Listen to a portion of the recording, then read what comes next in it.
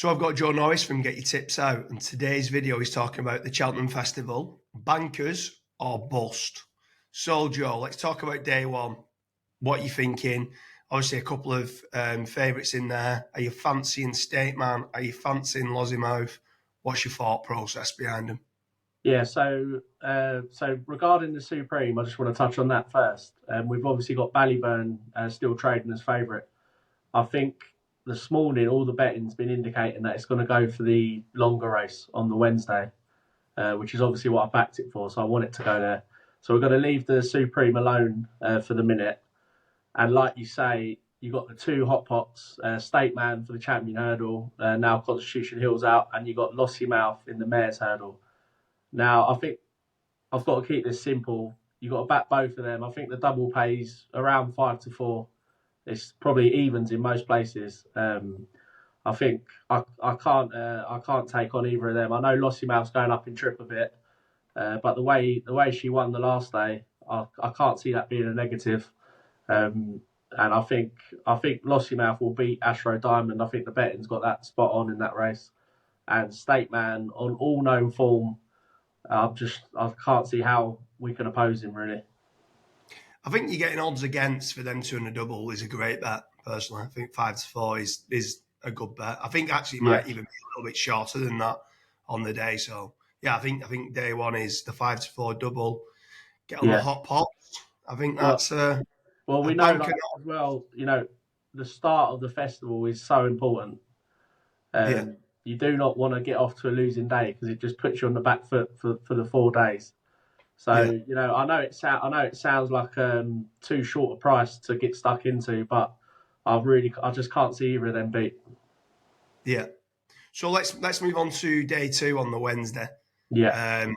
What's your thoughts there then? So obviously you on there you've got four there pretty short priced. So you've got Ballyburn, Factor File, El Fabiolo, and Minella Indo. Now, Minella Indo's my lay of the meeting, personally. Probably going to eat my words there, but I just don't see I don't see Minella Indo winning the cross-country chase, personally. So it's up to you. Do you get them in a fourfold? Or are you doing a double? Are you doing a treble? Like, what's your thoughts on the second day? So with this, I think you're going to get a lot of people that want to do that fourfold, which is going to pay a nice price. But for me, the cross country is a hard race. I hate chucking a favourite in from that race. So for me, I would do the treble. I would do Ballyburn for the Ballymore. Well, called the Gallagher Novices Hurdle now. So I think that's around 4-5. That's going to go off short if it gets declared for that race. Then you got Factor File in the Brown Advisory. Obviously, Nichols has said about Stay Away Faye that he's really keen on that horse. But I think that horse lacks a bit of a gear change. I think Factor File will just finish the best up the hill. So I think 10-11 is a great price for that horse. And then you got El Fabiolo in the Champion Chase. I don't think it's as straightforward as a 1-2 shot, but again, I can't go against it. I mean, he holds John Bon on form. And then what else have you got in that race? You've got Edwardstone who could go off the front, but I just think it helps set it up for El Fabiolo and John Bon. I think they're both fight out the finish. And then, Minella Indo, I'd be keen, like you, to go against that. So I think the treble, I think you can get around sort of 7-1 for that treble. So that's the way I would sort of approach that, I think. I think in most bookies for the treble, it's paying 15-2, so 7.5-1. Yeah.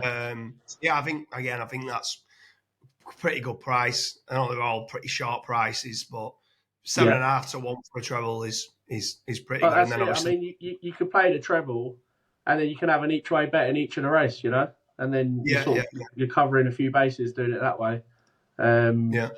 Especially if Ballyburn goes in, then you're laughing, really. Yeah, for sure. I mean, you could even throw the three of them into a Painting or a Trixie or something like that as well. Like, it doesn't have to be. They're not ridiculously short price. I know El Fabiolo is 1-2, but the other ones are nearly even money shots. So on that ground, you can put them into a Trixie or a Painting or something like that. Well, what I would say as well, it's going to depend on the Tuesday how many of the favourites have gone in will depend on what these are priced up as. If the bookies have got any of them hot pots beat on the Tuesday, you might be getting evens and upwards really for Ballyburn and Factor File. So it's, it depends how you look at it. For me, I think the hot pots are going to go in on the Tuesday, and then these are all going to shorten up. So I'd be doing the treble now. Really, I wouldn't be waiting until the morning. I think they'll go off shorter than they are. Yeah, and then obviously all the winnings going on to lay in Manila Indoor, the lay of the meeting. Thursday. So Thursday we've got we've put up our Napa the whole week runs on Thursday in the mares and novices hurdle. Brighter days ahead for Gordon Elliott. Yeah. So the day revolves around that horse for us. But the Thursday is looking like the trickiest sort of day of the week for punters. Yeah. Obviously, we're still 6 days out, so some of the markets have got to settle down. There's a few horses that we know won't be going in certain races, but yeah, it's a lot more open than the other days on the Thursday. Yeah, for sure. I mean, like you said, I'm going to be back in your better days ahead in a single, and then probably just doing one or two each way, lucky 15s. Is what I'm going to be doing Thursday, because some of them is just wide open. Yeah. The Cobden the other day was quite bullish about Stage Star. I think El Fabio obviously not going to be running the Ryanair, and Banbridge might not be running. So 92 on that as an each way shot. I can't kick him out of the top three. So I think that's a good each way shot. But yeah, I think Thursday's just it's more of a. I won't say there's many bankers on there apart from the better days ahead. Yeah, it's more of a each way bets. Earlier in the week, I backed. I know the way you're thinking for the Kim Muir, which is the last race, the handicap. I took 9-2 on this horse, and then its stablemate came out. That Percival Lego, I can't say it, and Firm Footings came out as well. So now it's 7-2 favourite.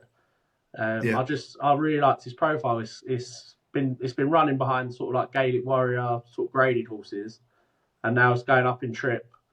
Looks like it's got a good mark. I think that's going to take a lot of beating in the Kim Muir days.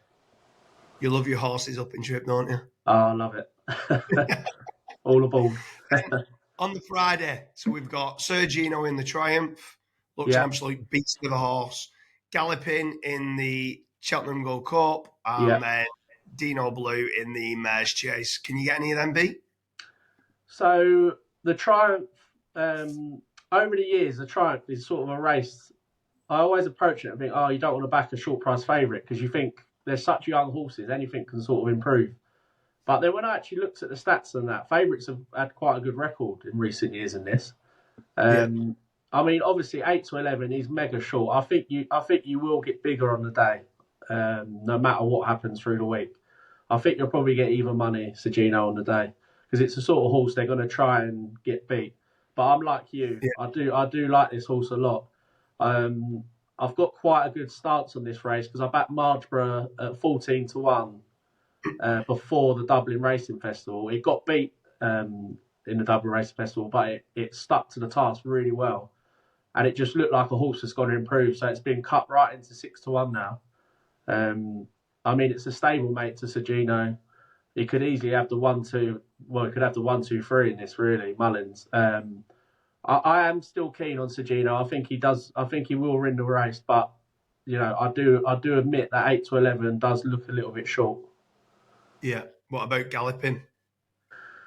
Galloping again. I think he has to be the most likely winner. I think if he brings his best form, he wins. Simple as that. I mean, he was so impressive in it last year. If someone said to you after the race last year, they described the prep that he's had going into this year, and he's going to be 11-8. I think you would take that all day. So I think he's definitely the one to beat. But I do think there's each way plays in the race. I've said that I like Jerry Colomb each way. He's around 11-1, so that'll probably be my saver. It was good to hear Gordon Elliott the other day. Actually, he said we've always thought that this horse needs softer ground. And then Gordon Elliott come out and he said, actually, I think he's better on better ground. So if the forecast is that it's going to dry out a bit, so that might really suit him. Yeah, I really like him to hit the frame. To be honest, I think 11-1's too big. Yeah, and then what about Dino Blue? So again, Dino Blue. This was one of the favourites that I sort of thought in my head that I wanted to try and get beat. Once I started looking at the form, once I started watching the races back, looking at the trends, I can't go against it. I think it's a really solid favourite. So I mean, you could do the treble, Sagino, Galloping de Champs, and Dino Blue on the Friday. I think that's another good way to play it, really. Yeah, or like you said, same as on the Wednesday, put it into a painting or into Yeah, a Pixie or something like that. So if one of them does take a tumble and take a fall or something like that, 2 out of the 3 still going to get you more than the money back anyway. So it's I fancy the treble again. So I fancy the double on the Tuesday, the treble on the Wednesday, the treble yeah, on the Friday. The single better days ahead on the Thursday, and then some each way shots in between. yeah, Obviously, some one or two of them are going to get beat. They're going to hit a fence. They're going to fall over or yeah, something.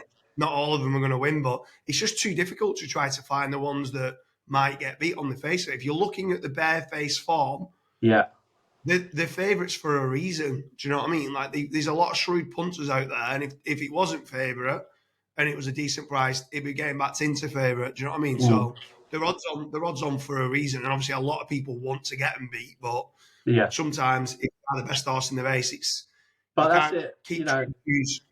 You get some people that just want to take it on for the sake of it, without sort of getting stuck into the form. Like you say, the more you look into the form, the harder some of these are to take on.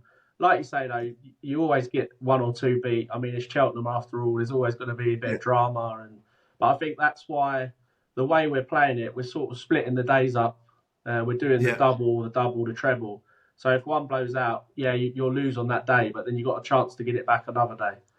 yeah, And exactly. Yeah. I like the angle of sort of doing the multiples and then having the each way plays in the races as well. I think it's a good way to play Yeah, it. yeah, for sure.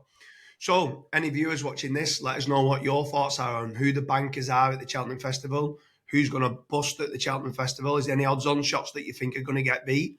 Is there any decent outsiders that you think have got a great chance and are overpriced? Leave a comment in the comment section and let us know who your bankers are or who you think might get beat at the Cheltenham Festival 2024.